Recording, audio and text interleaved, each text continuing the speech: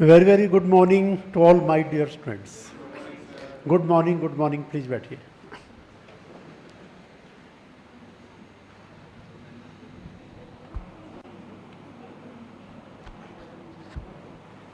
Hi, please, page number 43.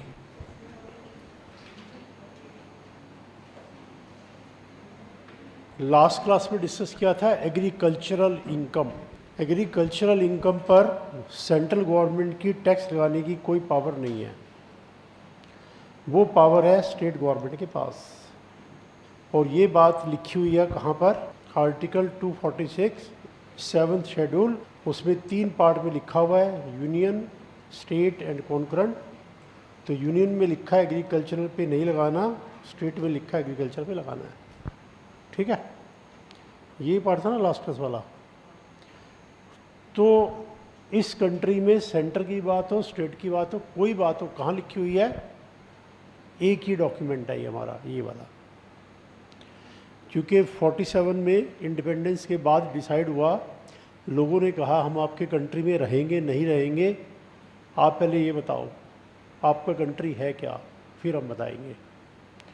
तो ये बड़ा सोच समझ के लिखना पड़ा, इसीलिए जाकर के 3-4 साल के बाद जाके इम्प्लीमेंट हुआ. कौन सी डेट को इम्प्लीमेंट हुआ था?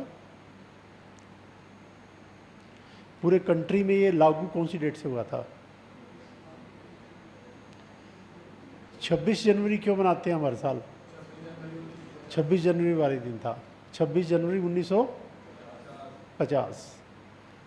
बन तो गया था 49 में, 24 नवंबर 1949, 24 ही है ना, जिसको हम बनाते हैं कॉन्स्टिट्यूशनल डे.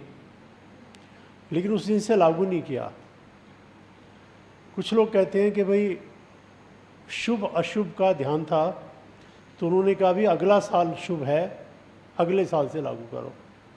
ये बात लिखी कहीं नहीं हुई, बिल्कुल रेडी था, सब कुछ था, लागू इसे अगले साल से करना था. तो अगले साल में 26 जनवरी 50 से इसको लागू कर दिया. इतना टाइम लगा इसको लिखने में.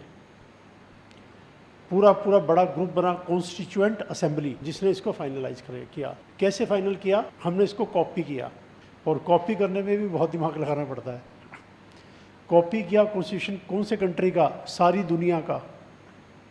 और उसमें से कंपाइलेशन करके अपना बना लिया. सबसे बढ़िया, सबकी अच्छी बातें ले ली, सबकी बेकार छोड़ दी. इसलिए देखो पाकिस्तान में 4-5 बार मिलिट्री वहाँ के रूलर को हटा के खुद बन गए लीडर. वही बांग्लादेश में अब हुआ, मिलिट्री हटा दे. इंडिया में आज तक कभी नहीं हुआ, बिकॉज ये इस तरह से डिज़ाइन है कि military can never interfere. Military का इंटरफेयर करने का स्कोप ही नहीं है. पाकिस्तान में है, वहाँ है, फटाफट मिलिट्री प्राइम मिनिस्टर उठा के जेल में डाल के खुद बैठ जाती है. यूएस में लिखा है मिलिट्री के जो टॉप कमांडर्स हैं, वो कमांडर टॉप कमांडर नहीं है, president is the top commander. जो इंडियन फोर्सेस है उसका सुप्रीम कमांडर कौन है? प्रेसिडेंट. तो किसी भी मिलिट्री लीडर को पूरी पावर है ही नहीं. वो अगर कहीं पर भी प्राइम मिनिस्टर वगैरह के अगेंस्ट कुछ करना लगेगा तो प्रेसिडेंट ऑर्डर कर देगा, इसका अरेस्ट कर लो. और सबको पता हमारा सुप्रीम कमांडर तो वो है, उसको ऑर्डर आएंगे. और प्रेसिडेंट खुद टेक ओवर करना चाहे कर नहीं सकता, क्योंकि उसे मिलिट्री की नॉलेज कुछ नहीं. एक बंदे को हेड बना रखा उसका, जिसकी उसे कोई नॉलेज नहीं है. तो प्रेसिडेंट खुद तो कुछ कर ही नहीं सकता. और जिनको नॉलेज है वो हेड नहीं है, हेड इसको बना दिया. तो कितना दिमाग लगाया होगा.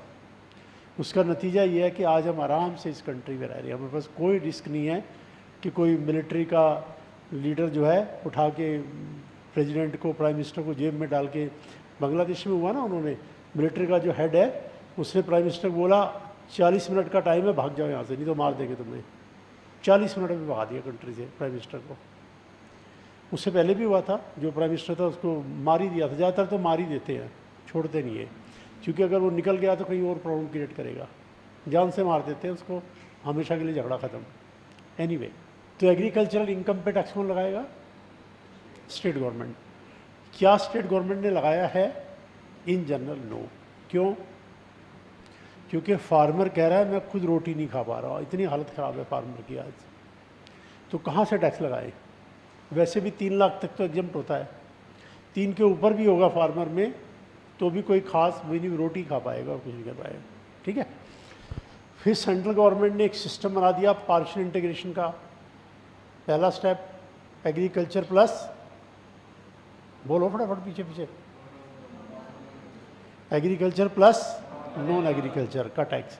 Second step exemption limit plus agricultural income, दोनों का डिफरेंस, सरचार्ज रिबेट जो भी है उसके बाद होगा। फिक्स रेट वाली इनकम का पार्शियल लिगेशन नहीं होता, इसलिए पार्टनरशिप फर्म और कंपनी का पार्शियल लिगेशन नहीं होता।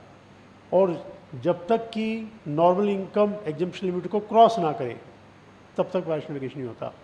और एग्रीकल्चर इनकम 5,000 तक है तो पार्शियल लिगेशन नहीं होता। ठीक है, ये बातें थी लास्ट क्लास वाली। अब थोड़ा आगे देखते हैं, यहाँ तक पहले किसी को डाउट?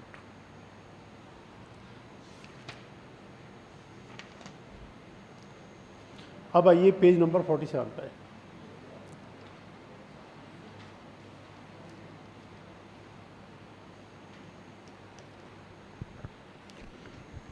ऑप्शनल टैक्स रिजीम यानी पुराना टैक्स रिजीम।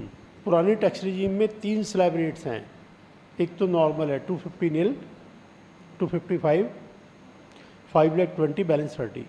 एक सीनियर सिटीजन का है कि अगर उसकी एज 60 एंड अबव है तो 3 लाख नील, 2 लाख 5, 5,20,000 बैलेंस 30।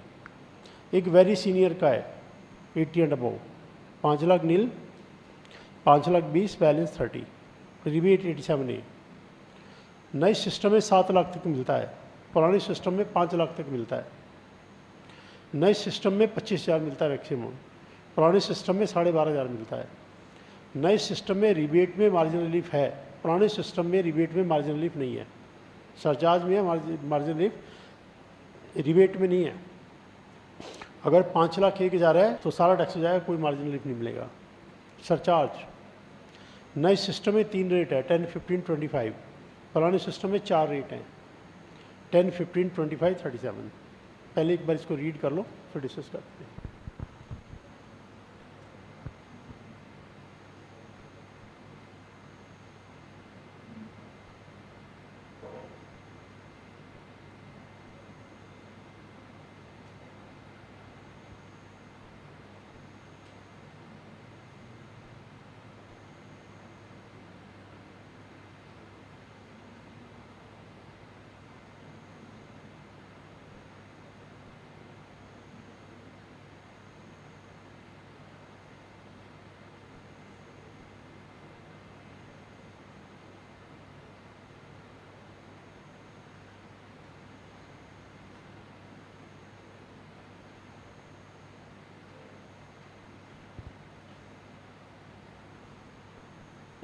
देखो अब इस बात को समझिए, 10 लाख की इनकम है मेरी, तो new system and old system, लेकिन एक्ट इसे बोलता है डिफॉल्ट, इसे बोलता है ऑप्शनल। ये आता है सेक्शन 115 BAC, इसका स्पेशल सेक्शन है। ये नॉर्मल है, इनकम टैक्स एक्ट में दिया हुआ नॉर्मल सिस्टम, इसका स्पेशल है। तो देखो जब नया सिस्टम आया तो गवर्नमेंट ने कहा भी सभी का ओल्ड चलेगा, जिसको न्यू ऑप्ट करना कर लो। 2 साल के बाद गवर्नमेंट ने कहा सभी का न्यू चलेगा, जिसको ओल्ड ऑप्ट करना कर लो। तो पहले क्या होता था, ये होता था ऑप्शनल, ये होता था डिफ़ॉल्ट। अब क्या हो गया, ये हो गया डिफ़ॉल्ट, ये हो गया ऑप्शनल। देखो अगर CS छूट कोई नई स्कीम लेके आए तो बच्चों को क्या कहेंगे कि भाई सबके लिए पुरानी स्कीम है, जो नए में आना चाहे आ जाए, क्योंकि नए को हर कोई रजिस्टर करता है। जी ये क्या बात बनी, हम नहीं मानते। तो गवर्नमेंट से ICICI तुम्हें ज़बरदस्ती कौन कर रहा है भाई, तुमसे कहा है तुम्हारी मर्जी आ जाओ। तो 90% स्टूडेंट इसमें आ गए, बचे 10। तो CS छूट ने क्या कहा, सबके लिए ये है, जिसको नहीं पसंद इसमें आ जाओ। तो जो मेजोरिटी जिस तरफ जाती है उसको क्या बोलते हैं, डिफ़ॉल्ट। लिमिटेड जो रह जाते हैं वो जाते हैं ऑप्शनल में। तो स्टार्टिंग में सब इसमें थे, डिफ़ॉल्ट सबका यही है, ये भाई जिसको आना आ जाओ। जब सारे इसमें आ गए, बचे कुछ नहीं, तो गवर्नमेंट ने कहा नहीं ये है, जिसको नहीं पसंद इसमें आ जाओ। तो आज की डेट में इस ऑप्शनल में तो बहुत कम बचे हैं, सब डिफ़ॉल्ट में आ चुके हैं। ठीक है, अब ये डिफ़ॉल्ट ऑप्शनल कहाँ काम आएगा। क्लास में क्वेश्चन है, साइलेंट है, ये बताया नहीं किसमें, तो आप किसमें सॉल्व करोगे, इसमें। बाय डिफ़ॉल्ट का मतलब ये है, क्वेश्चन स्पेसिफाई कर दे ये या ये, फिर तो उसी में करोगे। रियल लाइफ में क्लासरूम के लिए नहीं बनाया। ये जब हम रिटर्न भरते हैं इनकम टैक्स डिपार्टमेंट की साइट पर, तो इनकम टैक्स डिपार्टमेंट का जो सॉफ्टवेयर है वो ऑटोमेटिकली कैलकुलेशन करता है, कैलकुलेशन चेक करेगा, तो वो इसमें कैलकुलेशन चेक करेगा। उनसे हमें नहीं पता, आपने स्पेसिफाई नहीं किया, हमारा सिस्टम उसके हिसाब से सारा कैलकुलेशन करेगा, बाय डिफ़ॉल्ट ही आएगा। आपको इसमें आना है, रिटर्न के साथ में एक लगाना पड़ेगा ऑप्शन कि जी मैं इसमें हूँ, तब हम इसमें लेंगे। आपने अगर ऑप्शन नहीं दिया रिटर्न के साथ में, हम उसमें ले जाएंगे, आपको डिफ़ॉल्ट में ले जाएंगे। ठीक है, तो डिफ़ॉल्ट ऑप्शन का मीनिंग ये है, चाहे आप न्यू ओल्ड से देख लो, चाहे आप डिफ़ॉल्ट ऑप्शन देख लो, क्योंकि पहले ये डिफ़ॉल्ट था। अगर आप नेट में सर्च करोगे, तो मैंने आपको नेट पे पहले बताया था, गूगल क्या क्या करता है, जिस भी साइट पे वर्ड नज़र आ गया ऑप्शनल या ये डिफ़ॉल्ट, वो सारी साइट खोल देगा। उस साइट पे चाहे 10 साल पहले लिखा हो, सारी साइट खोल देगा।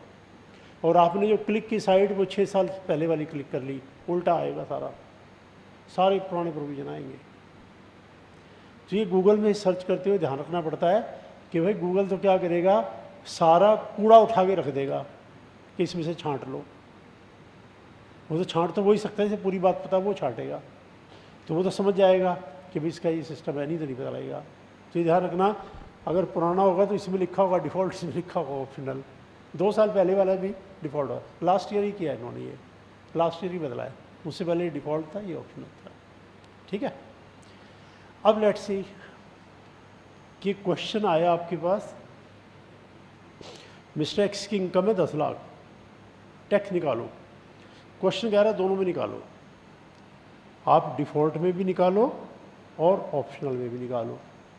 या तो वो डिफ़ॉल्ट ऑप्शनल कह देगा, या वो कह देगा इसको 115 BAC में भी निकालो और नॉर्मल सिस्टम में भी निकालो। 115 BAC का मतलब ये है। ठीक है, अब कैलकुलेशन, इधर 3 लाख नील, इधर 2.5 लाख नील, इधर अगला 4 लाख 5%, इधर अगला 2.5 लाख 5%, इधर अगला 3 लाख 10%, इधर अगला 5 लाख 20%। ये लग गया सारा रेट। तो ये याद रखने पड़ेंगे आपको। इसमें टैक्स का रेट ज़्यादा है, इसमें कम है। देखो ज़रा 10 लाख पे कैलकुलेट करें कितना बनेगा, 10 लाख पे कितना बनेगा, 1,12,500 इतना, और ये कितना बनेगा 50,000। देखो डिफरेंस, 50,000 और 1,12,500। तो गवर्नमेंट को क्या प्रॉब्लम थी, यहाँ पे क्यों लाए, बिकॉज इसमें बहुत सारे अदर कंसेशंस हैं, दुनिया भर के एग्जम्पशन रिडक्शन है। तो कॉमन मैन एग्जम्पशन रिडक्शन तो देखता नहीं, इसको देखता है। 10 लाख वाले से गवर्नमेंट इतना टैक्स ले रही है, तो उसे ये लो 10 लाख पे ये दे देना 50,000 पे, लेकिन इसमें एग्जम्पशन रिडक्शन सारे उड़ा दिए। रियलिटी में टैक्स ज़्यादा आता है। जब आप पूरा स्टडी कर लोगे, कैलकुलेट करके देखना, आप करेगा तो ये तो बेकार है, ये ज़्यादा बढ़िया था, क्योंकि इतने सारे एग्जम्पशन रिडक्शन और बहुत सारे थे, वो सब इसमें उड़ा दिए, सीधा निकालो। और पब्लिक को क्या कर दिया, देखो जी पहले कितना टैक्स, हमने तो कम कर दिया आपका। ठीक है, जैसे ध्यान करो कैपिटल गेन लॉन्ग टर्म, मैं कह रहा था पहले 20 था, 12.5 कर दिया। ये मैंने आपको कैलकुलेट करके दिखाया था कि पहले क्या था, वो उड़ा दिया वहाँ से, इंडेक्सेशन का सिस्टम बढ़ा दिया। उन्होंने कहा जी 20 था with indexation, indexation was a big benefit, हटा दिया, चलो आपका टैक्स कम कर दिया 12.5। वो भी इसी टाइप की हेराफेरी है। जनरल पब्लिक को थोड़ा पता है इंडेक्सेशन क्या होता है, जनरल पब्लिक को तो ये पता है पहले 20 था, अब 12.5, देखो गवर्नमेंट ने टैक्स कम कर दिया, वो तो एक्सपर्ट को पता है। ऐसे इसमें एक्सपर्ट को पता है कि इसमें इतने बेनिफिट थे, वो सारे उड़ा दिए यहाँ पे, जनरल पब्लिक को नहीं पता। अब लेट्स सी, इस पर्सन की एज 60 ईयर है या 80 एंड अबव है, तो नए में तो उन्होंने कहा जी एज की कोई बात ही नहीं है, चाहे तुम 60 80, हमें नहीं पता, सबका यही है, सब बराबर है। यहाँ फ़र्क था कि 60 एंड अबव है तो 3 लाख नील, अगले 2 लाख पे 5%, अगले 5 लाख पे 20%, बैलेंस पे 30, इधर भी बैलेंस पे 30 है, इधर भी बैलेंस पे 30 है। ठीक है, जबकि इधर बैलेंस पे 30 नहीं है। ये रेट तो आपको पता ही है, जो ये रेट अभी हम पढ़ रहे हैं 10 लाख के ऊपर सारा 30% है। और अगर आप वेरी सीनियर सिटीजन हो 80 एंड अबव तो 5 लाख नील, उसके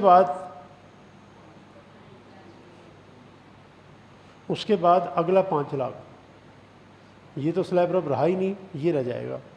अगला 5 लाख पे 20%, बैलेंस पे 30%। ये यहाँ लिखा हुआ सब, एक बार आप पढ़ के देख लो।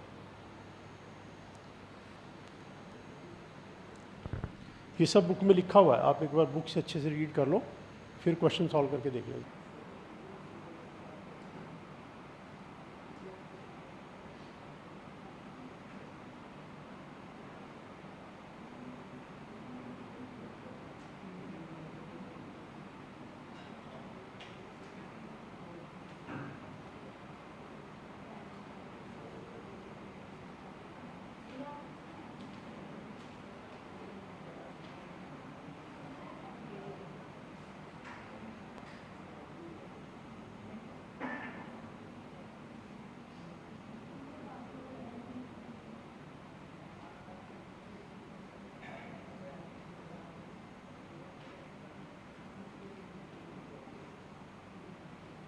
सरचार्ज की अगर मैं बात करूं, सरचार्ज की, तो क्या डिफरेंस है इसमें? 10, 15, 25 है, इसमें 10, 15, 25 के बाद 37 भी है 5 लाख के ऊपर।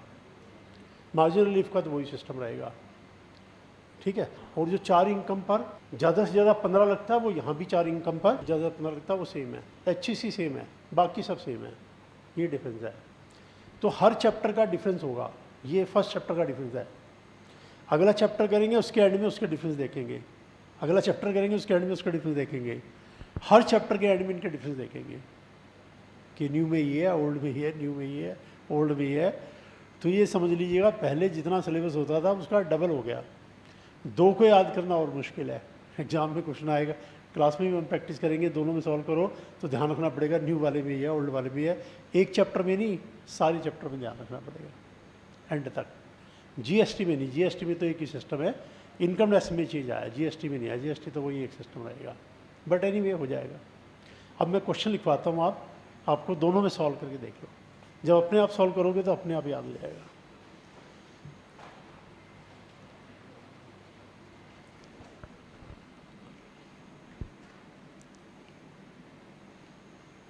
Mr. X says,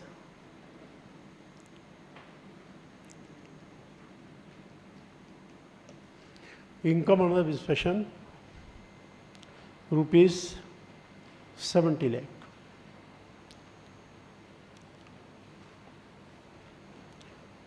Compute tax liability, assessment year 25-26 in number 1 default regime, number 2 optional regime. D और ओ लिख दिया मैंने, डिफ़ॉल्ट एंड ऑप्शनल, ठीक है।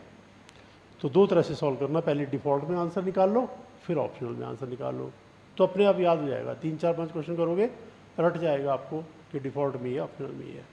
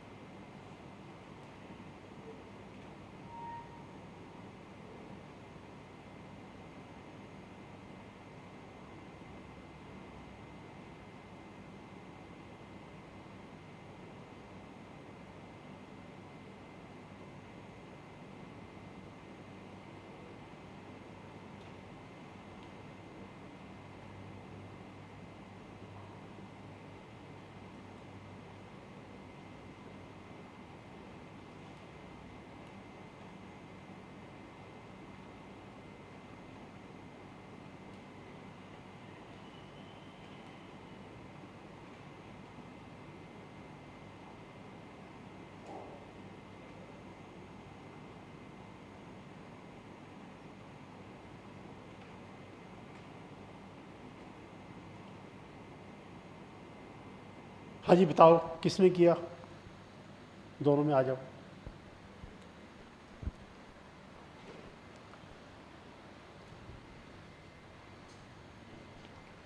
देखो, सरचार्ज 110% दोनों में लगेगा, 50 लाख के ऊपर सरचार्ज लगेगा। स्लैब रेट का चेंज आएगा, HEC दोनों में लगेगा। और इसी को अगर हम कर दें सीनियर सिटीजन, तो डिफ़ॉल्ट में कोई फ़र्क नहीं पड़ेगा, ऑप्शनल में पड़ेगा। स्लैब रेट में स्लाइड चेंज आ जाएगा। मैं कर दूं very senior citizen 80 year and above, default में कोई फ़र्क नहीं पड़ेगा, ऑप्शनल फ़र्क पड़ेगा। पहला 5 लाख नहीं ले जाएगा, बस।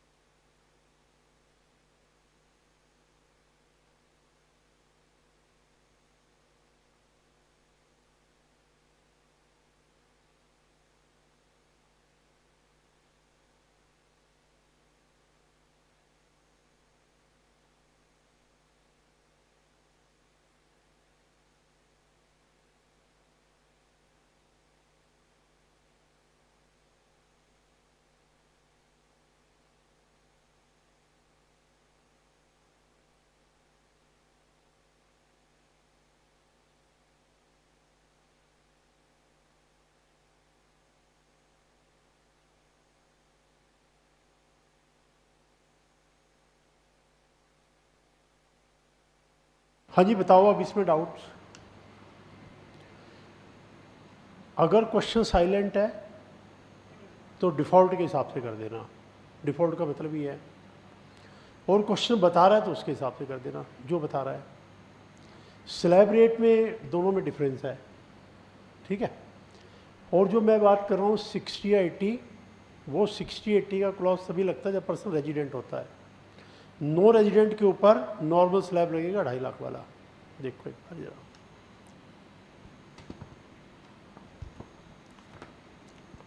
Page number 47, senior citizen 60 and above, very senior 80 and above. तो इसमें एक मैं एक्स्ट्रा आइटम बता रहा हूँ, वो ये है 60 भी हो और रेजिडेंट भी हो तब ये सीनियर सिटीजन बनता है, या 80 भी हो रेजिडेंट भी हो तो ये वेरी सीनियर सिटीजन बनता है। मान लो 60 है और नॉन रेजिडेंट है तो इसके ऊपर नॉर्मल स्लैब 2.5 लाख वाला लगेगा, जबकि इसके ऊपर कौन सा लग रहा है 3 लाख वाला, यानी स्टार्टिंग में 3 लाख एग्जम्प्ट है। इस पर कौन सा 5 लाख वाला। इसमें गवर्नमेंट से जो इस कंट्री में रहता है उसी को सीनियर सिटीजन मानेंगे, जो हमारे यहाँ का रहने वाला नहीं है उसको नहीं मानेंगे। तो नीचे जो स्पेस है उसमें एक लाइन लिखवा देता हूँ मैं, है ना, इसमें रेजिडेंट वाली बात लिखी ना, तो एक सेंटेंस में लिख रहा हूँ, आप नोट कर लो। An individual shall be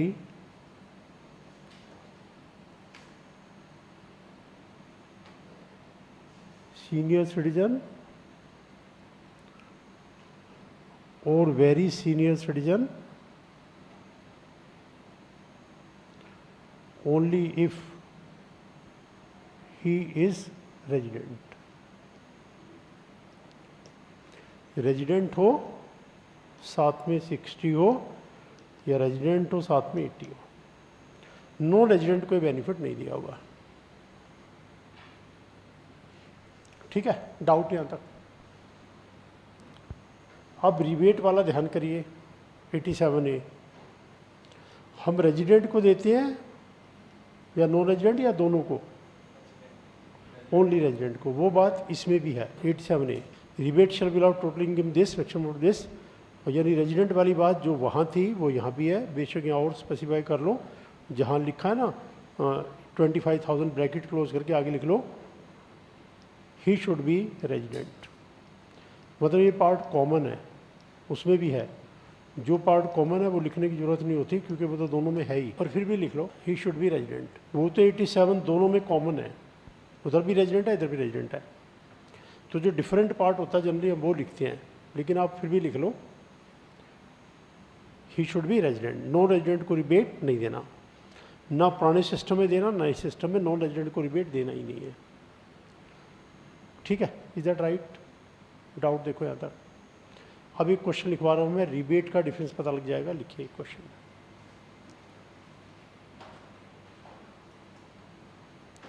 mister x has income under the administration rupees 6 lakh, compute income and tax। Assessment year fix है हमारा 25-26, में लिखूँ ना लिखूँ फिक्स है। अब मैंने इसमें कहीं रेजिडेंट तो लिखा ही नहीं, तो देना रिबेट के नहीं देना। जब हम साइलेंट होते हैं तो हम रेजिडेंट मान के चलते हैं। एज नहीं लिखी, जब एज ना लिखा हो तो 60 से कम मान के चलते हैं। तो हर पर्सन की एज 60 से कम है, हर पर्सन रेजिडेंट है, ये प्रिजम्पशन है। लिखा तो जो लिखा है। अब दोनों रिजीम में सॉल्व कर लो, डिफ़ॉल्ट में भी और ऑप्शनल में भी।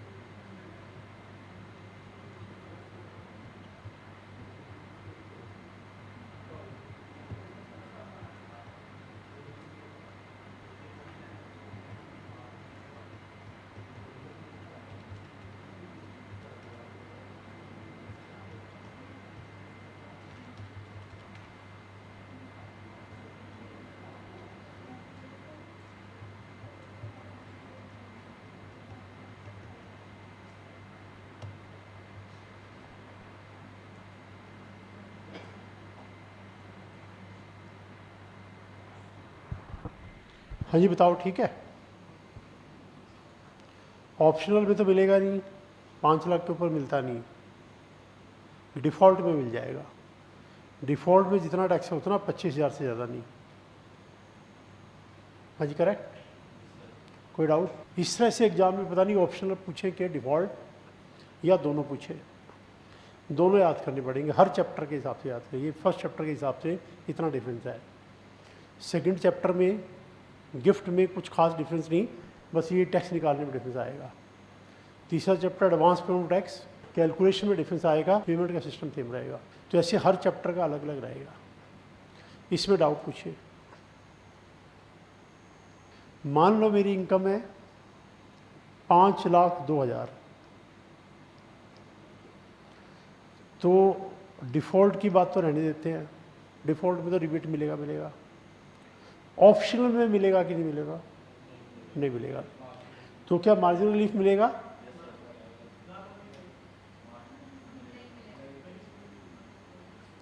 तो क्या मार्जिनल रिलीफ मिलेगा? तो कितना समय लगता है मिलेगा, कितना समय लगता है नहीं मिलेगा? यस, जब ये पुराना सिस्टम था उसमें मार्जिनल फिर उन्होंने दे ही नहीं रखा था, दैट वाज ए डिफेक्ट। तो जब नया सिस्टम आया उसमें ठीक कर दिया, इसको ऐसे ही छोड़ दिया कि ये तो है, ये पुराना पड़ा रहने दो इसको। इसमें कोई मार्जिनल रिलीफ नहीं है, सीधा 5,02,000 रुपये टैक्स निकाल देना। तो रिबेट में पुराने सिस्टम में मार्जिनल रिलीफ नहीं है, सरचार्ज में तो है, सरचार्ज में दोनों में है। ठीक है, डाउट देखो। अब मैं आपको मिक्स करके बड़ा क्वेश्चन देता हूँ, सॉल्व करके देखना। सारे एस्पेक्ट मिला के क्वेश्चन दे रहा हूँ मैं अब आपको। Mr. X says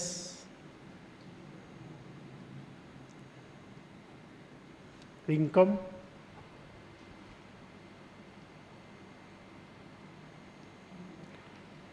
under the head house property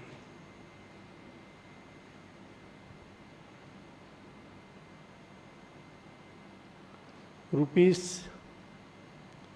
600 lakhs.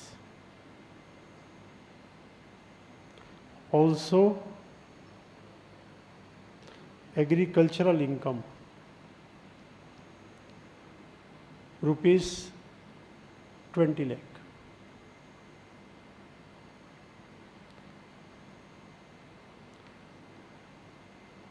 Compute tax liability. Assessment year 25-26 दोनों रिजीम में, डिफ़ॉल्ट में और ऑप्शनल में। डिफ़ॉल्ट में सरचार्ज का रेट क्या लगाओगे? डिफ़ॉल्ट में सरचार्ज का रेट क्या लगाओगे? कितना? 25। और ऑप्शनल में?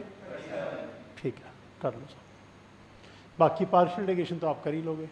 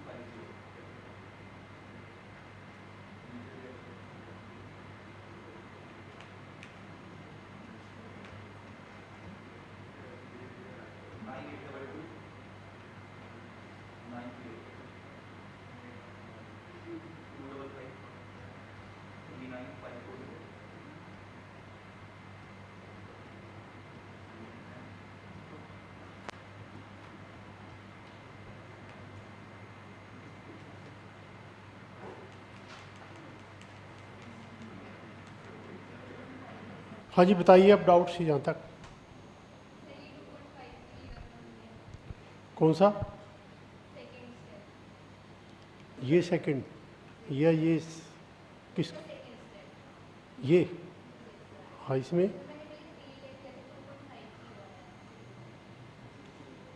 3 से होना था ये।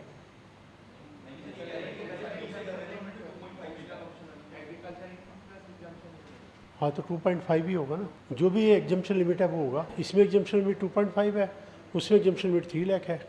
और अगर इसको सीनियर सिटीजन बना दे फिर 3 लाख है, वेरी सीनियर बना दे फिर 5 है। अकॉर्डिंगली सिचुएशन बदल जाएगी। और देखो डाउट्स इसी का मैं अभी एक पार्ट और बना सकता हूँ कि प्रिज्यूम करिए सीनियर सिटीजन है, फिर एक पार्ट और बना सकता हूँ प्रिज्यूम करिए वेरी सीनियर सिटीजन है, फिर एक पार्ट और बना सकता हूँ कि एज 80 ईयर है लेकिन नॉन रेजिडेंट है। इसी में मैं 10 पार्ट आगे और बना सकता हूँ। इसीलिए हम कहते हैं इनकम टैक्स बहुत वास्ट है, पता नहीं एग्जामिनर क्या क्वेश्चन पूछ ले, कितने ही बना लो इसी में से मैं 10 क्वेश्चन और बना दूंगा आपको, नई की जरूरत ही नहीं, इसी में से 10 और आ जाएंगे। तो इनकम टैक्स में क्या है, जितनी प्रैक्टिस कर लो उतनी कम है। जितनी प्रैक्टिस करोगे आप चेक कर लेना, हर बार आपकी स्पीड बढ़ती जाएगी, कॉन्फिडेंस बढ़ता जाएगा, एक्यूरेसी बढ़ती जाएगी। और एक बार स्पीड एक्यूरेसी बढ़ेगी तो सब सब्जेक्ट में बढ़ेगी, खाली टैक्स में नहीं बढ़ेगी। स्पीड जब बढ़ती है इंसान की, स्पीड हर जगह बढ़ जाती है। ये सारे सब्जेक्ट में काम आएगा। मैं इतनी प्रैक्टिस आपको करवा दूंगा कि 6 के 6 सब्जेक्ट में स्पीड बढ़ जाएगी आपकी, और रियल लाइफ में भी स्पीड बढ़ जाएगी। जब आर्टिकलशिप में काम करोगे सबसे फास्ट करोगे और एक्यूरेट होगा। बिकॉज जो क्वेश्चन अगर आप हर वैरायटी के कर लोगे तो अपने आप सेट हो जाएगा। डाउट जिसका पूछो। ठीक है, अब मैं और कुछ क्वेश्चन दूंगा, थोड़ा और घुमा फिरा के, सारे चैप्टर को मिक्स करके दूंगा, कहीं से भी कुछ भी पार्ट आएगा। ठीक है। Mistake says incomes as given below.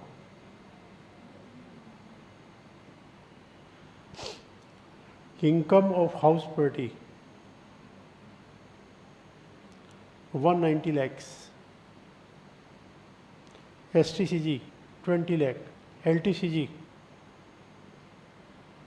150 lakhs, LTCG 112A 100 lakh। Deduction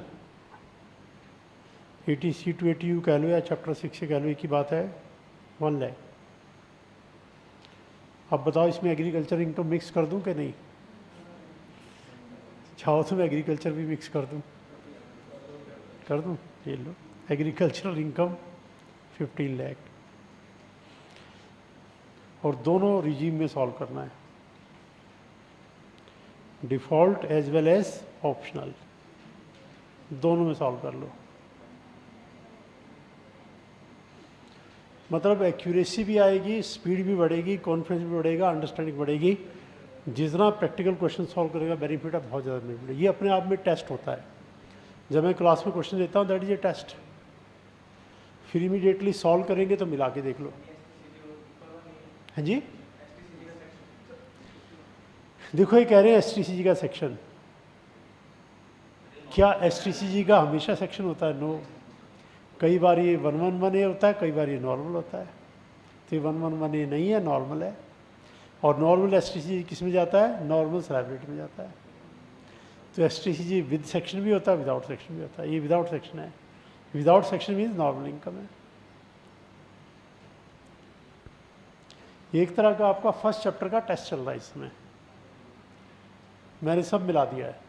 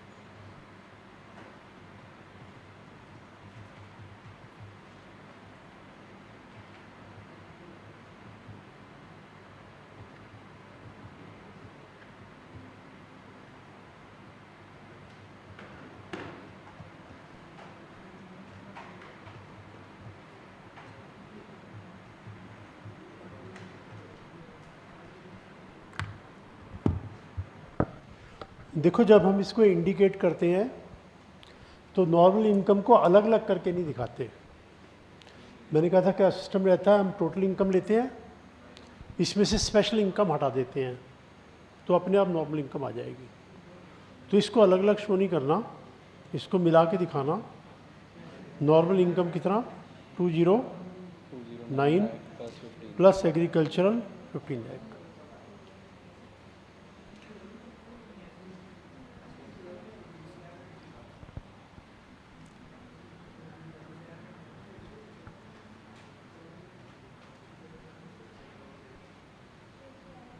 ये हमारी नॉर्मल इनकम है, पार्शियल इंटीग्रेशन करके टैक्स निकाल लिया, इसमें सरचार्ज लगाएंगे 25%, क्योंकि वो जो स्पेशल इनकम है उसको हटा करके ये इनकम 200 लाख से ज़्यादा है। अब चेक कर लेंगे मार्जिन रिलीफ है कि नहीं है। अब वर्किंग नोट में मार्जिन रिलीफ चेक कर लेते हैं। हाँ वर्किंग नोट दिखा दो। नहीं वर्किंग नोट तो दिखाना पड़ेगा हर चीज़ का। एग्जाम में कुछ भी कैलकुलेट करेंगे, you have to show the calculation. और मार्जिन रिलीफ का वर्किंग नोट तो बहुत इंपॉर्टेंट है, कि बाई चांस में कोई मिस्टेक हुई तो पता नहीं लगेगा ना। नहीं है आपके पास, कर सकते हो यहाँ के नहीं कर सकते, तो कैलकुलेशन दिखाना पड़ेगा पूरा। चलो किसी और के पास है कैलकुलेशन, आ जाओ। कैलकुलेशन एग्जाम में हर कैलकुलेशन दिखाना होता है। आधे मार्क्स कैलकुलेशन के होते हैं, आधे मार्क्स फाइनल फिगर के होते हैं। 50-50 है। Working note must form part of your answer, question paper में टॉप पे लिखा होता है। और वर्किंग नोट को नीचे मत दिखाना, साथ साथ बेटर रहता है, वैसे कोई बात नहीं।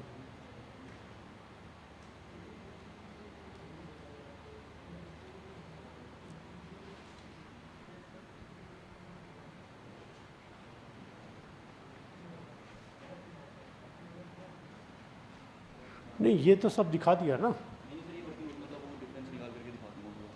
वहाँ तो आप सीधी ये फिगर लिखेंगे ना, tax on this plus this, ये फिगर लिखेंगे यहाँ पे।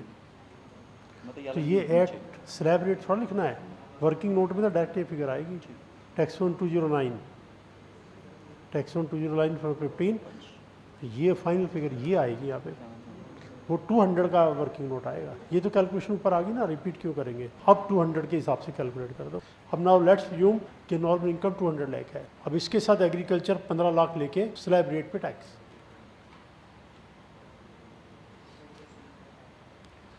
अब चेक कर लेना, ये स्लैब रेट का टैक्स ये है 6140। अब 3 + 15 का टैक्स 6140 है, 70 है, कितना है 40। अब इसका टैक्स जैसे लास्ट क्लास में किया था। अब दोनों का डिफरेंस, ठीक है, ठीक है, फिगर ठीक है ना। इसके ऊपर लगाओ सरचार्ज 10%, क्योंकि अगर 200 लाख तक होता 10% लगता।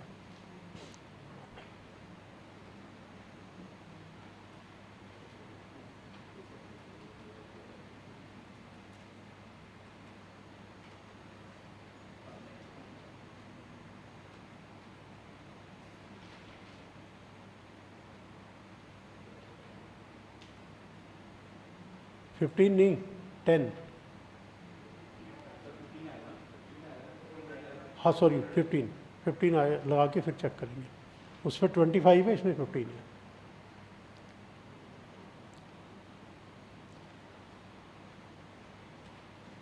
अब टैक्स का इंक्रीज चेक कर लो कितना आ रहा है, इंक्रीज इन टैक्स।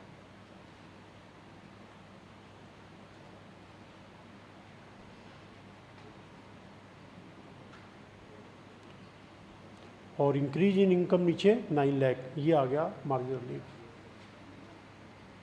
यहाँ तक जिसको डाउट है बताओ। बिल्कुल मार्जिनल रिलीफ है 28,500 का। अब यहाँ तक पहले एक बार जिसको डाउट है बोलो। यहाँ तक जिसको डाउट है बोलो। यहाँ तक पहले किसी को डाउट, ठीक है। अब मार्जिनल रिलीफ को लेस करना।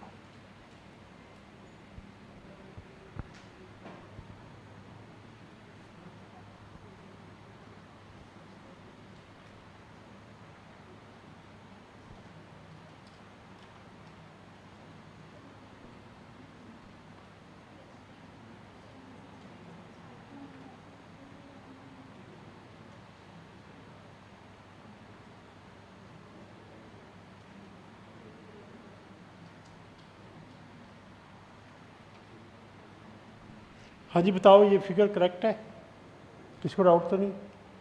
अब जो अदर इनकम है उसके ऊपर टैक्स और सरचार्ज लगेगा 15%।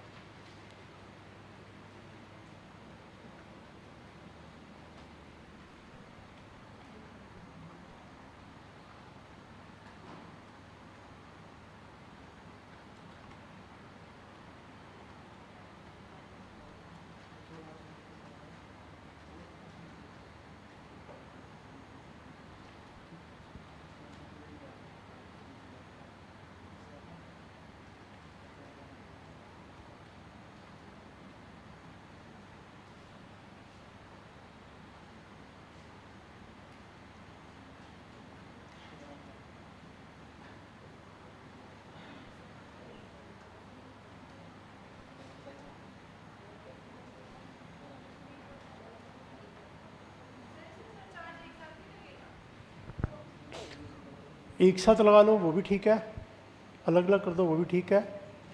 एक साथ में मेहनत थोड़ी कम लगेगी, बार बार में मेहनत थोड़ी ज़्यादा लगेगी।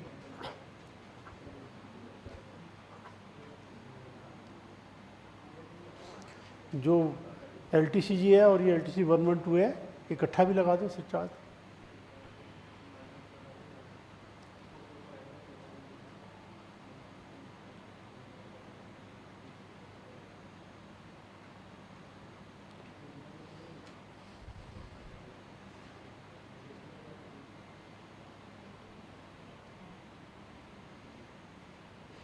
जैसे सरचार्ज 2 बार लगाना पड़ा 15-15, हम टैक्स इकट्ठा करके एक बार में लगा सकते हैं। और ऐसे सबको ऐड करके HEC एक ही बार में लगा देंगे। देखो वर्किंग नोट वाली बात मैं आपको बता रहा था ना कि नीचे करोगे तो फंस जाओगे, अब यहाँ पे आके फंस गए। ध्यान है, मैं आपको बता था कि वर्किंग नोट टैक्स में हमेशा साथ साथ करना। अगर आप नीचे आओगे, नीचे आके फंस जाओगे, क्वेश्चन यहाँ तक हो गया, अब बचा पार्ट नीचे जाएगा। यह तो पहले से एस्टिमेट करके उतनी जगह छोड़नी पड़ेगी, बड़ा मुश्किल है वो, एस्टिमेट नहीं हो पाता।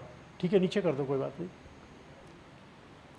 बेस्ट है जैसे बुक में हमने कर रखा ना, सारे साथ साथ दिखा रखे हैं, बिल्कुल बुक का प्रेजेंटेशन फॉलो कर लो, कोई प्रॉब्लम नहीं आएगी आपको।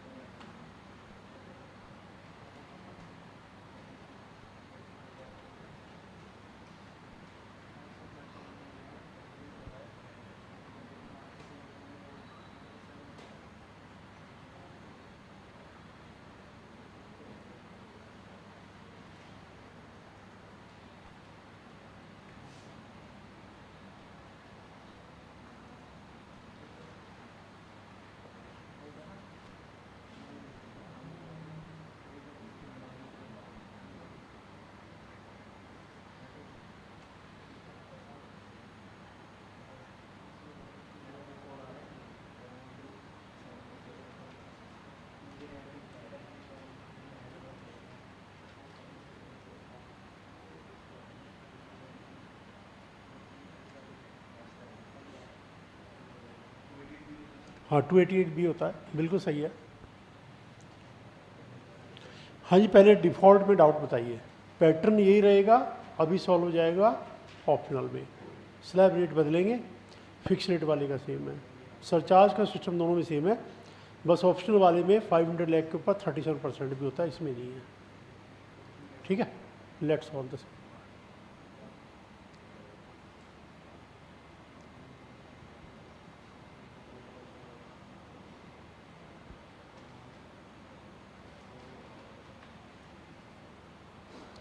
अब ये क्वेश्चन सॉल्व करके ये पूरा सिस्टम आपके माइंड में ऐसा सेट हो जाएगा, पूरी लाइफ में आप भूल नहीं सकते। ये इनकम टैक्स प्रैक्टिकल से समझ में आता है, थ्योरी से नहीं समझ में आता। जितने क्वेश्चन कर लो कम है, मैं आपको बहुत क्वेश्चन करवा दूंगा सिलेबस खत्म होने तक, बिल्कुल सही। ये तो कैलकुलेशन अगले चैप्टर में भी आएगा, हर चैप्टर के एंड में ये कैलकुलेशन तो आता रहेगा, ये तो एंड तक आता रहेगा, क्योंकि कोई भी क्वेश्चन करेंगे टैक्स तो निकालेंगे हम।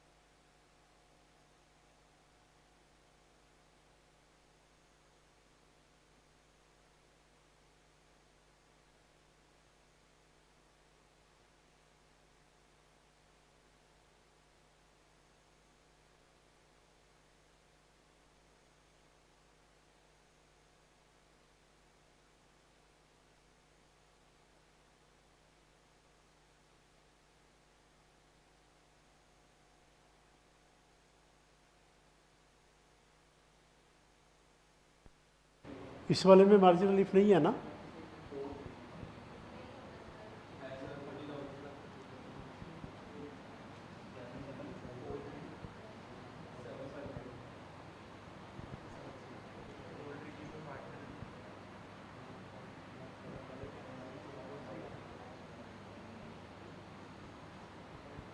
इससे मार्जिन रिलीफ नहीं है ना? है? आएगा?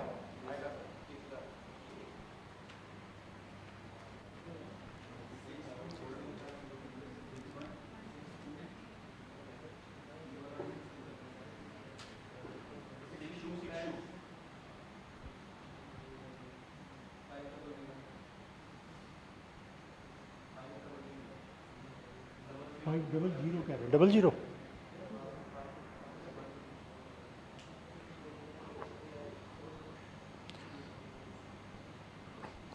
देखिए जो हमारा ऑप्शनल रिजीम है, ऑप्शनल रिजीम कहाँ से स्टार्ट हुआ? कहाँ से स्टार्ट किया? यहाँ से स्टार्ट किया। हाँ जी, ऑप्शनल कहाँ से स्टार्ट किया? ऑप्शनल यहाँ से स्टार्ट किया, ठीक है। Tax on this figure is this much, tax on this tax charge at surcharge, margin relief. तो देखो ये आपको ऐसे नहीं करना जो आप कर रहे हो ना, इधर चले गए वर्किंग नोट में, इधर चले गए, ये आप उल्टे सीधे क्यों कर रहे हो? मैंने तो ऐसा कुछ बताया नहीं कि ऐसे करना है। मैंने तो आपको शुरू से एक चीज़ बताई है, इसी के नीचे करना है भाई, वहाँ क्यों जा रहे हो आप? ये आपको यहाँ पे मार्जिन रिलीफ लेना है, यहाँ कैलकुलेशन करना है। वहाँ इतनी बड़ी आंसर शीट मिलेगी आपको एग्जाम में, इतनी बड़ी आंसर शीट मिलेगी कि आधी इधर रही आधी उधर रही, उधर कहाँ जाओगे एग्जाम में? तो आपको बता तो रहा हूँ कि ना तो नीचे जाओ कैलकुलेट करोगे, एस्टिमेट करो जैसे अभी फंसे थे, और ना उधर जाओ, जितनी बड़ी आंसर शीट है उतना ही तो रहोगे। तो आप नीचे आ जाओ, सामने मत जाओ। और नीचे में भी क्या है, इमीडिएट करो, यहाँ पे इतने में वर्किंग नोट करो। वर्किंग नोट में करते हुए थोड़ा सा फ़ॉन्ट छोटा रखो ताकि पता लग जाए ये वर्किंग नोट चल रहा है। कंजस्टेड रखो ताकि एग्जामिनर को पता लगे भाई ये मेन क्वेश्चन चल रहा है, ये वर्किंग नोट है। वर्किंग नोट का थोड़ा सा स्टाइल बदल के आए, पता लगे वर्किंग नोट है। उसमें स्पेसिंग कम कर दो, कंजस्टेड कर दो उसको, क्यों भाई कैलकुलेशन में तो हम कम स्पेस में काम चलाते हैं ना, और लिमिटेड स्पेस लो, ऐसा नहीं फैला दो। तो आप जो सिस्टम है ना, सिस्टम के हिसाब से करो। ऐसे तो क्यों है, बच्चे जो कॉपी करते हैं ना वो सारे गलत कॉपी कर लेंगे इसको, और सबके रजिस्टर में गलत कॉपी हो जाएगा। तो इसलिए जो हमारा पैटर्न है एग्जामिनेशन या हमारा जो बुक का पैटर्न है, बिल्कुल उसको 100% फॉलो करना है, बिल्कुल मत बदलो, ठीक है? ऐसे करो, मतलब जितना क्वेश्चन पे करने में ध्यान लगाना ना, उतना प्रेजेंटेशन पे भी दिमाग लगाना है। ना क्वेश्चन को गलत होने देना, ना प्रेजेंटेशन को गलत होने देना, ठीक है? अब यहाँ करो, बुक के अंदर ना हर टाइप के क्वेश्चन का प्रेजेंटेशन बुक में देख लो, अपने आप मत चेंज करो। अपने आप चेंज करोगे ना तो ऐसा ना उल्टा सीधा हो जाएगा प्रेजेंटेशन सारा। कब बदलना है वो मैं आपको 20-25 क्लास के बाद बताऊंगा कि अगर चेंज करना है तो सिस्टम ये होता है और कितना चेंज कर सकते हो आप। पहले बेसिक सिस्टम समझ जाएंगे, फिर चेंज की बात करेंगे कि अगर किसी को चेंज करना हो आप कितना चेंज कर सकते हो और कैसे चेंज करोगे, प्रॉब्लम आए।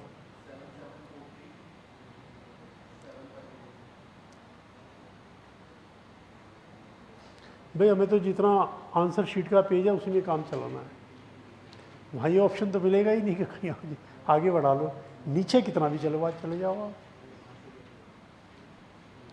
देखो अब ये देख के पता लग रहा है कि ये वर्किंग नोट है, ये मेन क्वेश्चन है, ये वर्किंग नोट है।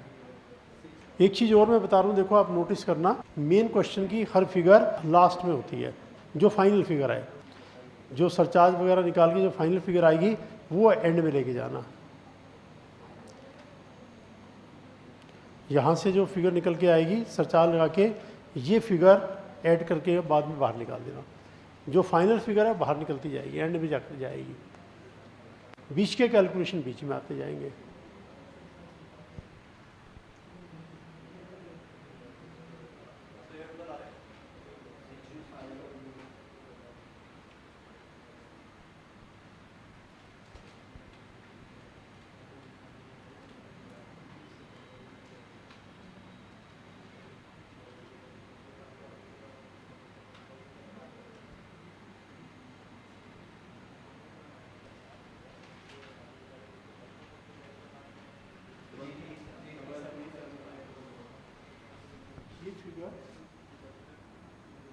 पहले यहाँ निकालना, फिर यहाँ से निकाल, पहले यहाँ तक का ये पार्ट निकालना, थोड़ा सा ये से टोटल यहाँ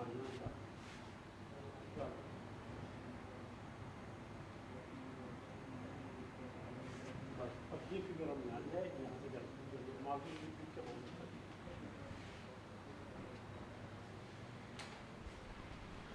स्टार्टिंग में प्रेजेंटेशन बुक का 100% फॉलो करना, आप कोई चेंज मत करना। जितने क्वेश्चन बुक में दे रखे हैं सबका प्रेजेंटेशन माइंड में सेट कर लो। चेंज अगर करना होगा तो मैं 15-20 क्लास के बाद बताऊंगा कि इसको आप इतना चेंज कर सकते हो और ऐसे कर सकते हो।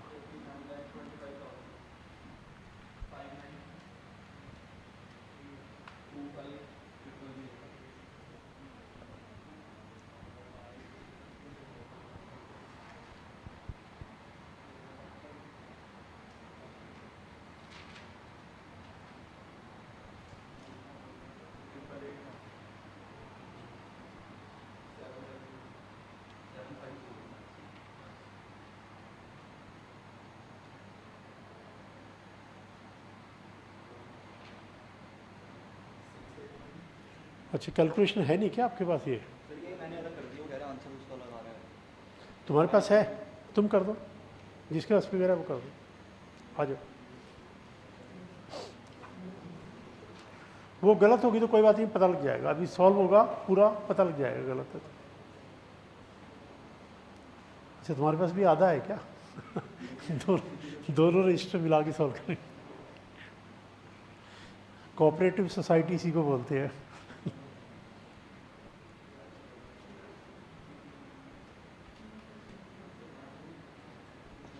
हाँ जी बताओ, ठीक है। अब कंपैरिजन कर लो। इंक्रीज इन टैक्स कितना आया? 930। इंक्रीज इनकम था 9 लाख है ना, तो मार्जिन रिलीफ आ गया 30,000। करेक्ट? Is that right?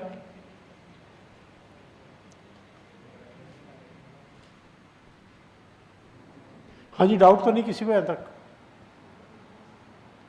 क्या मार्जिन रिलीफ 30,000 है या नहीं है? है? सबका आ रहा है, नहीं आ रहा है?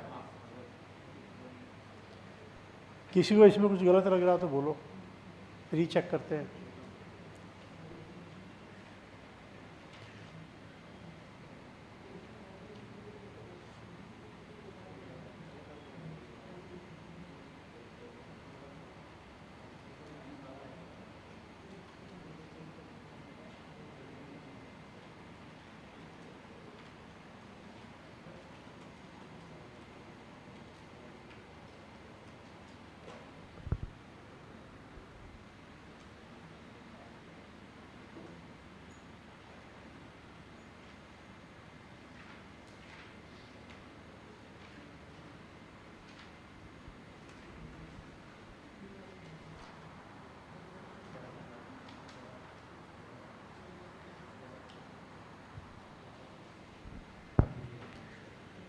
ये वाली फिगर तो वही आ जाएंगी है ना जो ऊपर वाली थी, ठीक है, ये सेम आ जाएगी। ठीक ठीक, नहीं करते जाओ, कॉपी करते जाओ, मतलब है तो फिगर सेम है ना।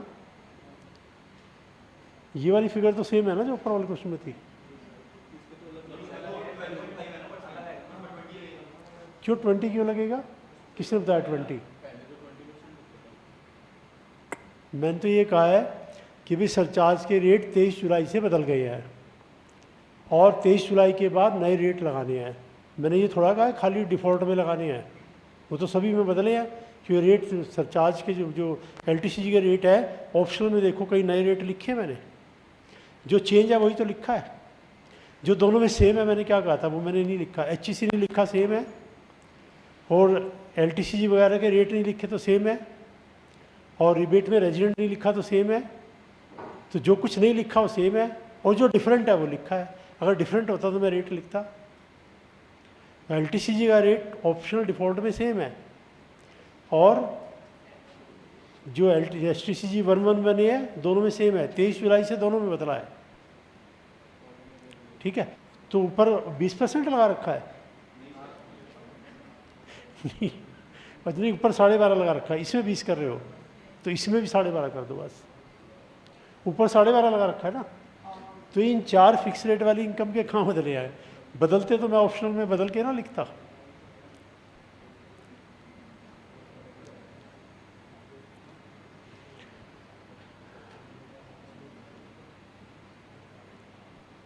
जो कुछ बदला है वो ऑप्शनल में लिखा है, जो डिफरेंट है बाकी सब सेम है। जैसे हमने सरचार्ज 10% की बात नहीं की, दोनों में सेम है, उसे डिफरेंट वो था 37 वाला। हाँ जी, सेम सेम का मतलब क्या है, वो 1.25 उसमें लेस होना, 1.25 इसमें लेस होना, कर दिया होगा ना 1.25 लेस, वो तो सेम है ना दोनों में। तो 1.25 इसमें लेस होगा, 1.25 इसमें लेस होगा। जो डिफरेंट है वो ऑप्शनल में लिखा है, जो नहीं लिखा वो सेम है। नहीं तो मैं उसमें लिखता नहीं कि 1 लाख छोड़ के करना है, मैंने नहीं लिखा तो सेम है। ये दोनों में बदला है, दोनों में रेट नए आए हैं 23 जुलाई से। 23 जुलाई से पहले दोनों में पुराने हैं, 23 जुलाई से दोनों में नए हैं। अगर ये 1 लाख छोड़ना होता तो मैं लिखवाता आपको कि भी ऑप्शनल में ध्यान रखना एक है। जैसे मैंने रिबेट का वहाँ पे लिखा कि भी रिबेट ऑप्शनल में 12,500 है, इसमें नहीं है।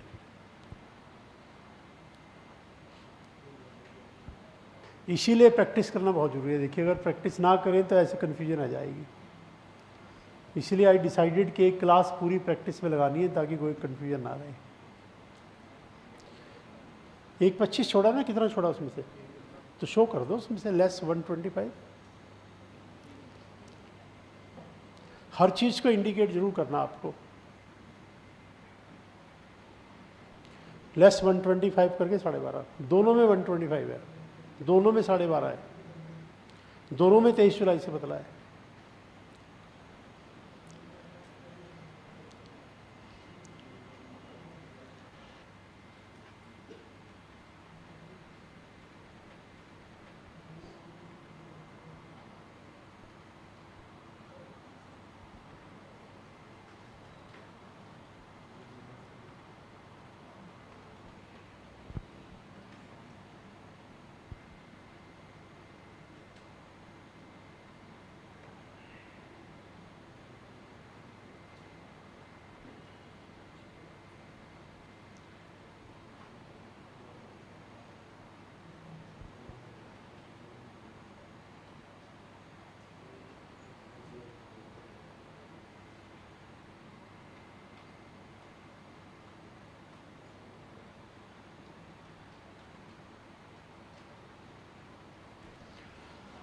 हाँ जी, बताओ पहले इसमें डाउट, फिर मैं रिपीट करता हूँ, पहले एक बार डाउट बोलो। अब देखो मैं आपको बताता हूँ इनकम टैक्स एक्ट में कैसे लिखा गया है। सारी बात कहाँ है, इनकम टैक्स एक्ट में। इनकम टैक्स एक्ट में कैसे लिखा हुआ है वो भी आपको बता देता हूँ, फिर आपको कन्फ्यूजन नहीं रहेगा। देखो हम बुक में क्या कर रहे हैं, हम न्यू को, डिफ़ॉल्ट को मेन पार्ट बना के चल रहे हैं। स्टार्टिंग में सारा डिफ़ॉल्ट है, न्यू है। जो कुछ इसमें डिफरेंट है वो ऑप्शनल में रिपीट कर दिया। क्या डिफरेंट है, एक तो भाई स्लैब रेट डिफरेंट है, ठीक है, वो अलग कर दिया। रिबेट डिफरेंट है, अलग कर दिया। सरचार्ज में एक कैटेगरी और है 37% की, अलग कर दिया। बाकी सब सेम है। तो क्या एलटीसीजी डिफरेंट है? नहीं, सेम है। क्या एलटीसीजी 112 डिफरेंट है? नहीं, सेम है। क्या कैजुअल इनकम डिफरेंट है? नहीं, सेम है। क्या शॉर्ट टर्म अनोमली डिफरेंट है? नहीं, सेम है। ठीक है। तो जब हम हर चैप्टर स्टडी कर लेंगे तो हर चैप्टर के बैक में बात करेंगे कि ओल्ड में क्या डिफरेंट है। अब जरा इनकम टैक्स एक्ट की बात भी बता दूं आपको। इनकम टैक्स एक्ट में ऐसे नहीं है, इनकम टैक्स एक्ट में अलग सिस्टम से है। इनकम टैक्स एक्ट कह रहा है कि भाई इनकम टैक्स एक्ट तो बना था 1961 में, उसमें तो सारा पुराना है, सारे को कौन बदलेगा, सारा वही है। जो नया है वो एक सेक्शन है 115 BAC, ये स्टडी कर लो, बस ये डिफरेंट है, बाकी सेम है। इनकम टैक्स एक्ट में ऐसे लिखा हुआ है। इनकम टैक्स एक्ट को आप पलटोगे सारा ऑप्शनल मिलेगा आपको। आप कहोगे न्यू सिस्टम तो है ही नहीं, तो सारा पुराना है। न्यू सिर्फ एक सेक्शन में है। ये सेक्शन कह रहा है बस ये बदला है, बाकी सब सेम है। तो इनकम टैक्स एक्ट तो पुराना, पूरे एक्ट को बदलना पॉसिबल ही नहीं है, तो पूरा एक्ट खत्म करके नया लाना पड़ेगा, and that is very difficult. गाँव से हमें खुद को समझ में नहीं आ रहा ये नया एक्ट कैसे ले आए, ये तो यही रहेगा जो नया आया है वो हमने बता दिया। लेकिन जब क्लास में पढ़ाएंगे सारा ओल्ड पढ़ाने बैठ जाएं तो हर बच्चा कहेगा तो ओल्ड पढ़ा रहे हैं भाई, नया बाद में बता दिया, एक क्लास में नया बता दिया, सारा हमें पुराना पढ़ा दिया, तो पॉसिबल नहीं है। रियल लाइफ में काम नया आएगा तो हमें तो पहले भाई नया पढ़ाना पड़ेगा, हमें तो नए को बेस बनाना पड़ेगा। नया पढ़ा के बता देंगे कि भाई ये पार्ट पुराने सिस्टम में डिफरेंट है, ये याद कर लो। इनकम टैक्स एक्ट ने ऐसे नहीं किया, इनकम टैक्स एक्ट सारा पुराना लिखा हुआ है, सिर्फ एक सेक्शन है ये रहा, इसने कहा एक तो हमने स्लैब रेट बदले हैं भाई, नोट कर लो, एक हमने रिबेट बदला है भाई, ये नोट कर लो बस। दूसरा सरचार्ज में 37% का क्लॉज हटा दिया हमने, बाकी से ये ऐसे है। Is that clear not? अब इनकम टैक्स सेक्टर में बताता हूँ कैसे लिखा जाता है। आप आर्टिकलशिप में जाओगे, आपसे पूछा भाई ओल्ड के स्लैब रेट क्या है, मान लो आप भूल गए तो आपको कंफर्म करना है, तो मैंने क्या कहा था, क्या सिस्टम है, सेक्शन नंबर याद होना चाहिए, करेक्ट और नॉट? अच्छा आज हमने ब्रेक नहीं किया ना, पहले ब्रेक कर लेते हैं, ब्रेक के बाद दोबारा बताता हूँ, ब्रेक का टाइम तो सारा निकल गया, ब्रेक करके फिर बताता हूँ आपको। 9, 40, 20, 10 ब्रेक करके फिर बताता हूँ, ठीक है? लेट्स अभी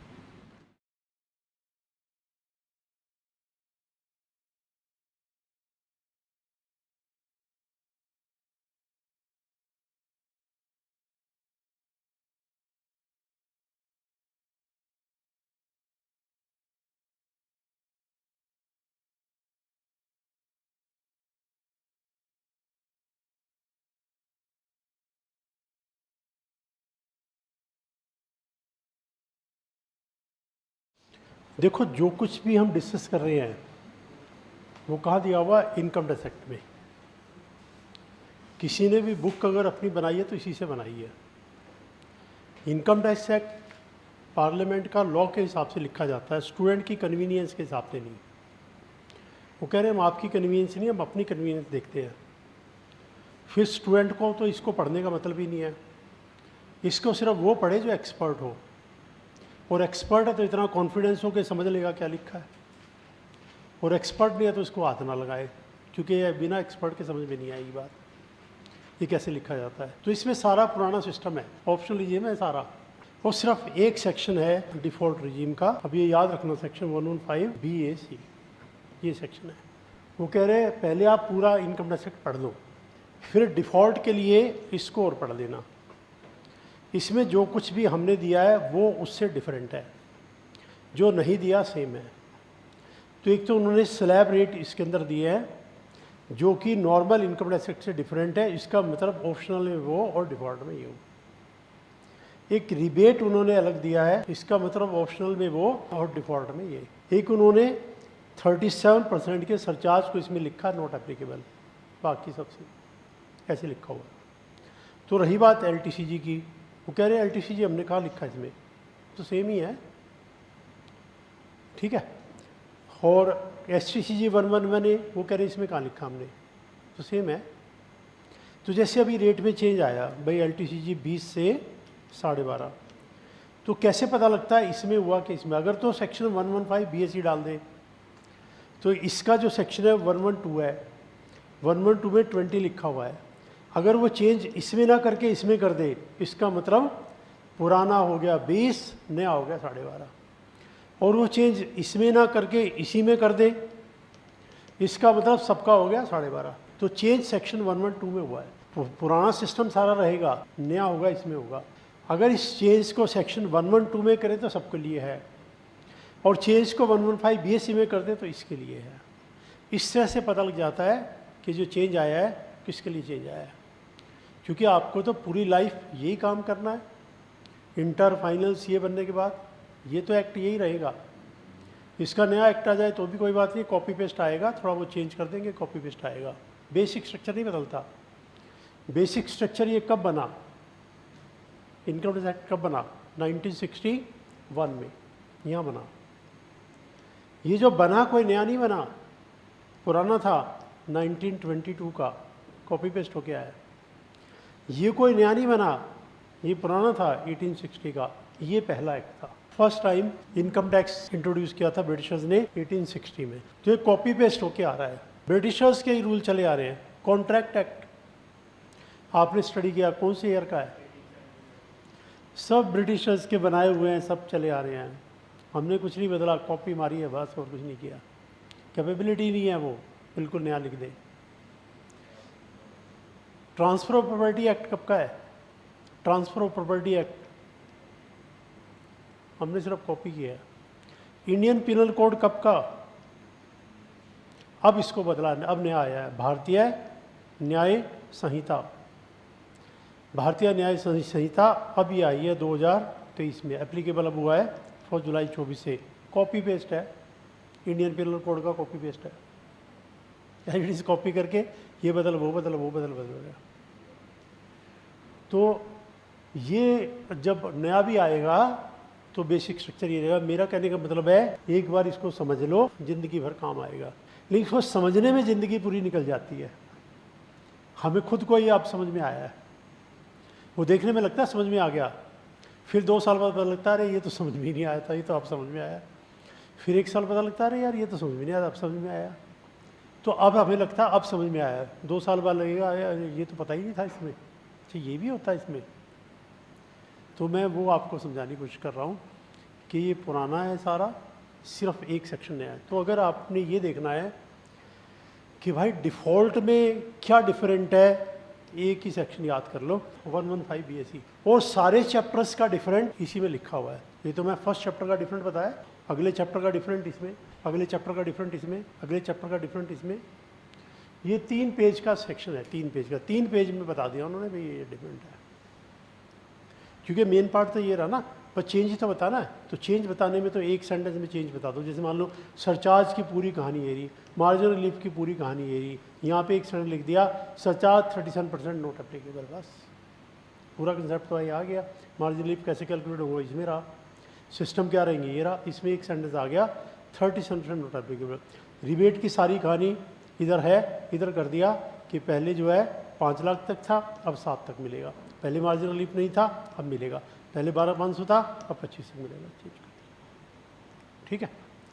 तो इस तरह से कोई भी चेंज है, जानने का क्या तरीका है, इसमें देख लो।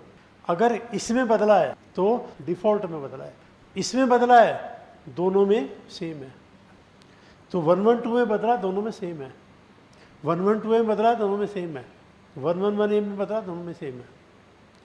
इसमें बदला है, डिफ़ॉल्ट में बदला है, ऑप्शनल अलग, ये अलग अलग। स्लैब रेट इसमें है, इसमें भी है, इसमें कुछ और, इसमें कुछ और, तो इसके ये, इसके ये। ठीक है। दूसरी बात एक और देखिए, जैसे LTCG का मैं सेक्शन बता रहा हूँ आपको 112 है ना, LTCG का सेक्शन 112, और एक 112A शेयर वगैरह का जो LTCG होता है वो ये होता है ना, और जो अदर आइटम का होता है ये आ गया। ध्यान आ गया ना, मैं स्टार्टिंग बताया था आपको। जब मैं खाली STCG लिखूँ तो ये 111A वाला नहीं है, ये अदर एसेट्स का है। और जब मैं 111A लिखूँ तो ये शेयर और म्यूचुअल फंड का है ना। तो आप कहोगे सर इसका कोई सेक्शन तो होगा, इसका सेक्शन क्यों नहीं बता रहे आप? कोई सेक्शन तो होगा, बिना सेक्शन के कैसे लिख दिया? ठीक है। फिर मैंने स्लैब रेट बताया आपको, जो अभी बताया 2.5 लाख वाला, ये इसका भी सेक्शन ही बताया आपको। ठीक है। फिर सरचार्ज बताया, सरचार्ज का भी सेक्शन ही बताया मैंने आपको। HCC लगाया, इसका भी सेक्शन ही बताया मैंने आपको। ना मैंने इसका सेक्शन बताया, ना इसका, ना इसका, ना इसका, बाकियों के बता दिए। तो ये कैसे है? अब जो नॉर्मल क्वेश्चन पूछा जाएगा वो कहेंगे ये इनकम है, किस रेट पे टैक्स करोगे? बिग 4 में जाएंगे, बिग 4 वाले कहेंगे स्लैब रेट का कौन सा सेक्शन है, और ये ऑर्डिनरी हर कोई नहीं बता पाएगा। बंदा उस समय सोचेगा कि हाँ भाई हमें तो स्लैब रेट का सेक्शन ही नहीं बताया, दिमाग में नहीं आई बात उस समय। स्लैब रेट का कोई सेक्शन है ही नहीं, सरचार्ज का है ही नहीं, ऐसे कैसे हो जाएगा? जो कुछ भी लिखा है एक्ट में लिखा है, पैराग्राफ में लिखा है, हर पैराग्राफ का एक नंबर है, तो सेक्शन तो होगा। ठीक है। मान लो आप कह दो जी, रिप्लाई दे दो इंटरव्यू में जिसका कोई सेक्शन है ही नहीं, फिर वो कहेंगे क्यों नहीं है? हर कुछ चीज़ पैराग्राफ में लिखी जाती है, हर पैराग्राफ का नंबर है, हाउ डू यू से, फिर फंस जाएंगे। ये है फाइनेंस एक्ट के अंदर। Slab rate, surcharge rate HEC finance act के अंदर है। अब क्वेश्चन आएगा फाइनेंस एक्ट मतलब क्या? फाइनेंस एक्ट मतलब ये कि हर साल गवर्नमेंट एक अलग से एक्ट और पास करती है। उस एक्ट के अंदर इसमें जो अमेंडमेंट किए जा रहे हैं उनकी लिस्ट होती है, ये बदल दिया, ये बदल दिया, ये बदल दिया, ये बदल दिया। तो इस साल का फाइनेंस एक्ट ले लो तो समझ में आ जाएगा इसमें क्या बदल गया। ये अमेंडमेंट की लिस्ट होती है और फिर यहाँ से इसके अंदर इनकारपोरेट कर लो कि भी बदल के ये हो गया, ठीक है। लेकिन जो स्लैब रेट है इसके अंदर, वो स्लैब रेट कैसे इनकारपोरेट करें, इसके अंदर तो स्लैब रेट है ही नहीं। होते तो सेक्शन होता, वो से स्लैब रेट हमने बस इसी साल के लिए दिए हैं। इनकम टैक्स एक्ट में हम डालते ही नहीं है, ये होते एक साल के लिए है। अगले साल नए स्लैब रेट आएंगे तो इसमें डाल के क्या करेंगे? इसमें तो वो है जो डाल दिया भाई परमानेंटली ही है जब तक ना बदले। स्लैब रेट तो बदलेंगे ही बदलेंगे, इन्फ्लेशन रेट बढ़ेगा नहीं बढ़ेगा इन्फ्लेशन, तो मनी की परचेजिंग पावर कम होगी, इसलिए स्लैब रेट हमें बदलने पड़ेंगे। क्योंकि ये हर साल बदलेंगे, ये टेम्परेरी है, इसलिए हमने इसको इनकम टैक्स एक्ट में डाला ही नहीं। हमने तुम्हें कह दिया भाई ये टेम्परेरी है, टेम्परेरी इसमें डाल के क्या करेंगे, अगले साल तो बदल ही जाएंगे, यहाँ इसका सेक्शन बना के डाल दें फिर बदले जाएंगे। तो इसलिए सरचार्ज का इनका कोई सेक्शन नहीं होता, ये फाइनेंस एक्ट में होते हैं। और फाइनेंस एक्ट में जो अदर अमेंडमेंट्स होते हैं सेक्शन के, वो इनकॉर्पोरेट होके इसमें आ जाते हैं। कैसे इसमें आते हैं? अब इसके नीचे ईयर पढ़ो क्या लिखा है, 2024 लिखा है नीचे। इसका मतलब है फाइनेंस एक्ट 2024 के अमेंडमेंट पब्लिशर ने इसमें इनकॉर्पोरेट कर दिए हैं, आपको इनकॉर्पोरेट करने की जरूरत नहीं है। वरना क्या होगा, 2023 का इनकम टैक्स एक्ट मेरे पास पड़ा है, उसमें मुझे पेन से चेंज करने पड़ेंगे। नॉट पॉसिबल, इम्पॉसिबल, चेंज कर ही नहीं सकते आप, इतना लेंथी प्रोसेस है। तो हर साल ये नया लेना पड़ता है just because of certain changes. अब इसमें इनकॉर्पोरेटेड है, लेकिन स्लैब रेट नहीं आएगा, किसी सेक्शन में नहीं आएगा। उसके लिए मुझे फाइनेंस एक्ट ही देखना पड़ेगा, फाइनेंस एक्ट।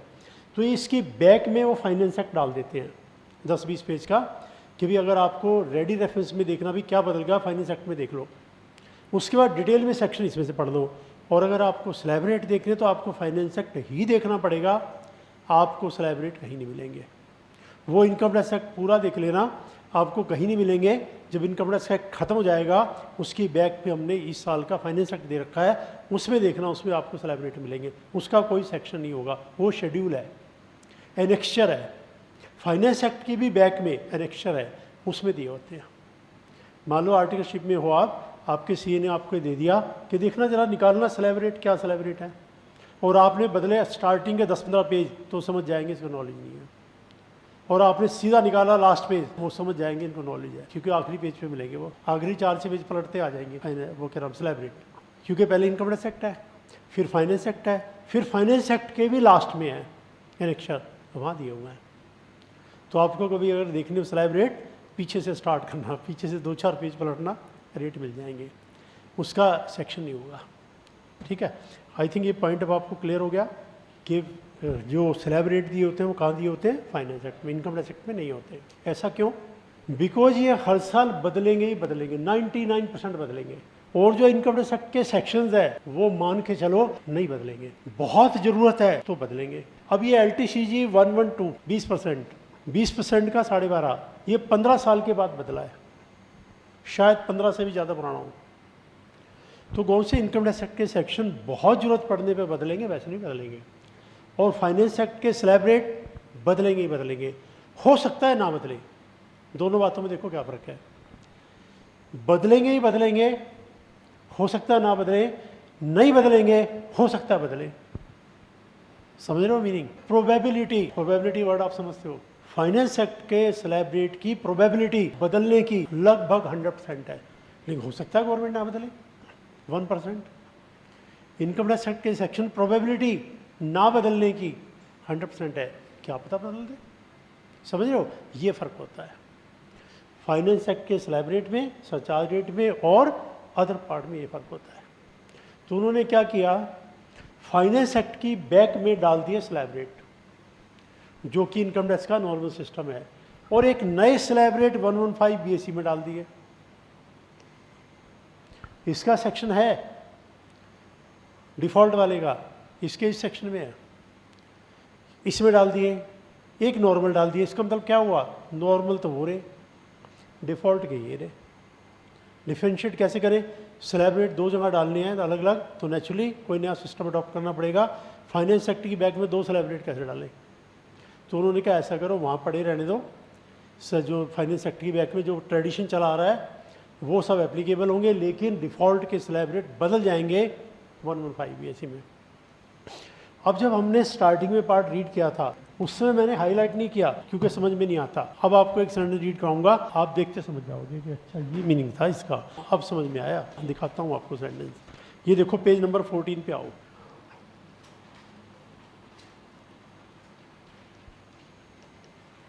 क्वेश्चन नंबर 2, जरा पहला ही सेंटेंस पढ़ के देखो।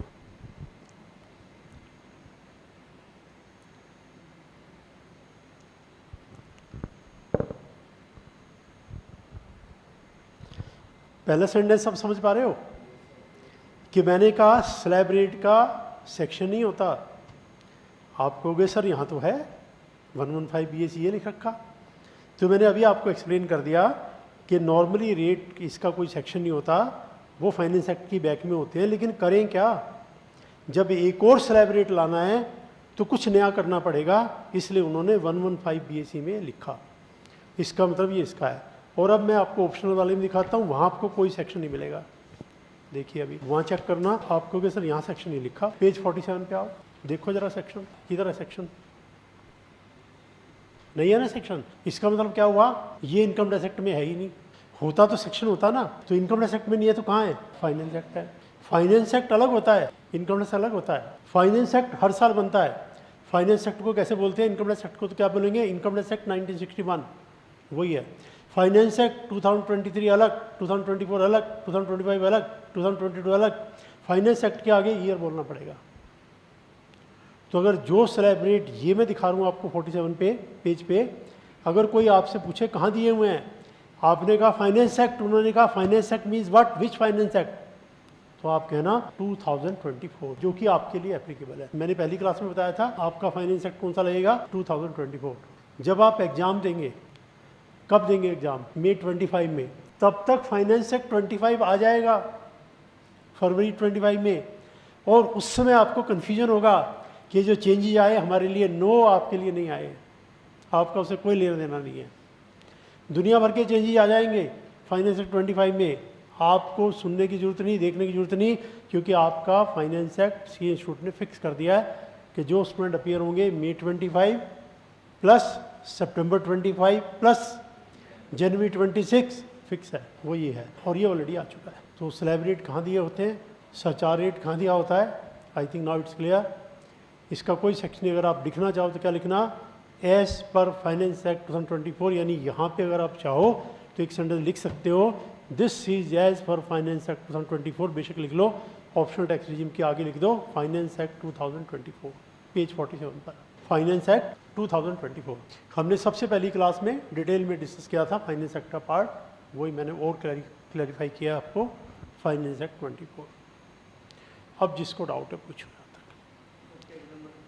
हाँ जी, 55 में क्या पूछना? नहीं, वो इलस्ट्रेशन में तो किसी में अगर आंसर टैली नहीं कर रहा तो मेरे व्हाट्सएप पे डाल देना, मैं इसको करेक्ट करके अपलोड कर दूंगा। ठीक है, तो मेरे उस पर व्हाट्सएप पे डाल देना, मैं देख के चेक करके अपलोड कर दूंगा। किसी अगर सॉल्यूशन में आपको लगता है, एक स्टूडेंट ने पहले 2 डाले थे लेकिन वो आंसर सही था, मैंने रिप्लाई कर दिया था उसको। किसने डाले थे 2 क्वेश्चन? नहीं, पहले जो 2 डाले थे किस स्टूडेंट ने डाले थे वो मैंने रिप्लाई कर दिए थे। जो आपने डाला है आंसर तो उसका वेट करना 1, 2, 3 दिन कम से कम, फिर रिप्लाई आएगा। एकदम से नहीं आएगा बिकॉज मुझे सबके रिप्लाई करने होते हैं, तो मुझे व्हाट्सएप पे डाल देना, देन जस्ट वेट, उसके बाद प्रॉपर आपके पास भी आएगा। करेक्शन अगर होगा तो मैं ग्रुप में भी डालूंगा और साइट पे भी अपलोड करूँगा। किसी भी क्वेश्चन में कोई आपको लगता है कैलकुलेशन गलत है, मुझे व्हाट्सएप पे नेम, वो पेज नंबर वगैरह डाल देना, तो उसका सिस्टम यह बाई चांस में करेक्शन चाहिए तो मैं आपको ग्रुप में भी करेक्ट करके शेयर कर दूंगा, साइट पे भी अपलोड कर दूंगा, इंडिविजुअल भी रिप्लाई कर दूँगा। ठीक है, इसके अलावा कोई कंसेप्ट में डाउट है तो पूछ लो, कैलकुलेशन में कहीं लगे तो मुझे व्हाट्सएप पे डाल देना, मैं इसको करेक्ट करके अपलोड कर दूंगा। कंसेप्ट में कोई डाउट है तो पूछिए, किसी कंसेप्ट में कोई डाउट। ठीक है, इतने पार्ट तक।